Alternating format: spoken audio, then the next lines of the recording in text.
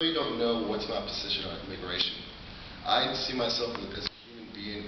I never see myself to belong to a country. I see myself as a human being. And it's unjust how so many people have to suffer.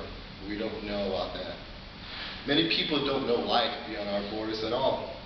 In fact, many don't know how much immigrants have endured in their lives, such as a lack of certainty, a lack of hope, and a burden that they have to leave their homeland so they can search for a better life.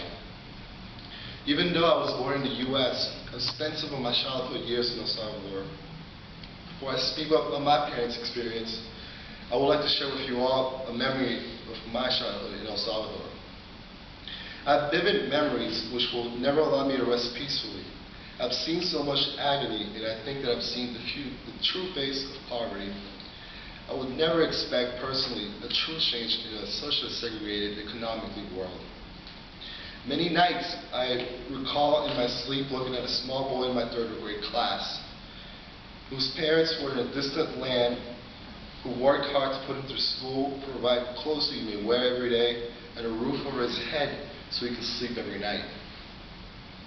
This boy was a good friend of mine.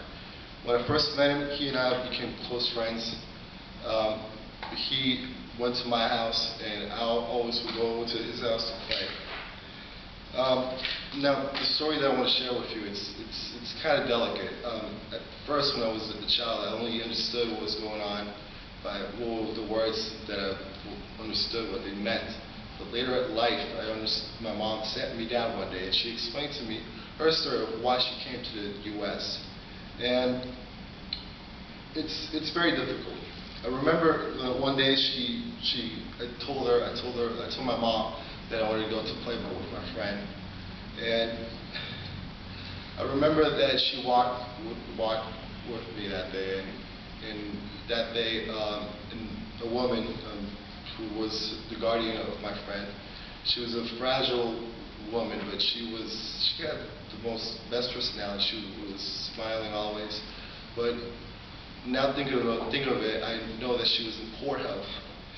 She was a caring woman, and when my mother first met her, she was enchanted by her personality, although she always does, as I said before, poor health. But she received us well. She gave us food, and she set us all in the living room.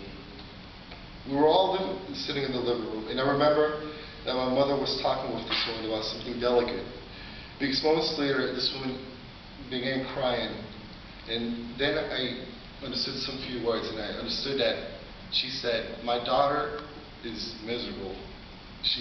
Every day